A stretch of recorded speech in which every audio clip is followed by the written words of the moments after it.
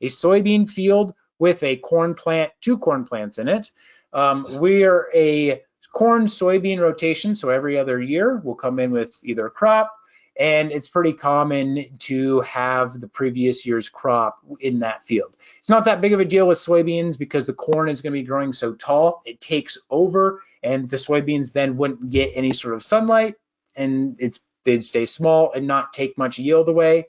But with corn, both the cleanliness of the field, farmers like their fields looking clean, plus that corn plant is taking away from yield potential of all the soybean plants around it. It's taking up nutrients, it's taking up water, and so it is essentially a weed because we're not harvesting corn there. So we're able to fly over it. This is with the Phantom 4 Multispectral. I had to fly the 70 acres. I think it took me over 3 batteries because, once again, I had to get high resolution 2 megapixel cameras on the Phantom 4 Multispectral. We made it work, but it was not scalable. But now that we have a drone that has 20 megapixels and then 5 megapixels on the multispectral side, we're going to be able to do this analysis at 200 feet at 30 miles an hour and crank through some fields. Anyways, sorry, go ahead, Randall. Is what's being discovered that there is a corn plant present, or that there's plants around the corn plant that are being stressed or not as healthy because the corn plant is there? What is the camera seeing?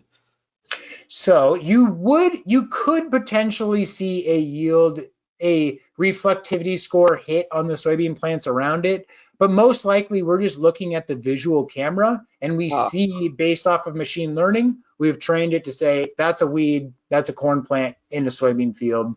And so it's basically just looking for the corn plants. Gotcha. Okay, so this is not multispectral data that is necessarily being used here.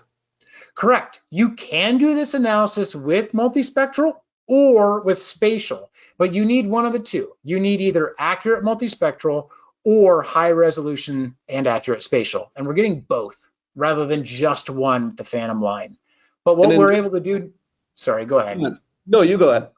But what we're able to do is fly over it very quickly now. And then with Agrimo, they're able to analyze, understand where all of the individual corn plants are, kick out a prescription map, and then we actually flew it with the T30 and sprayed just those corn plants within the soybean field. So we saved on herbicide costs. I think there's a slide or two in there on the next slide showing what the yield difference that we were able to get. So we took a T30.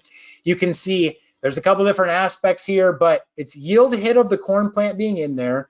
It's also, if you were to spray that field, you would have to drive through it.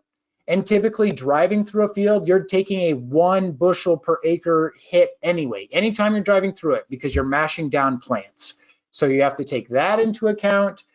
You also have to take into account how much it costs to spray using a giant machine compared to an Agris.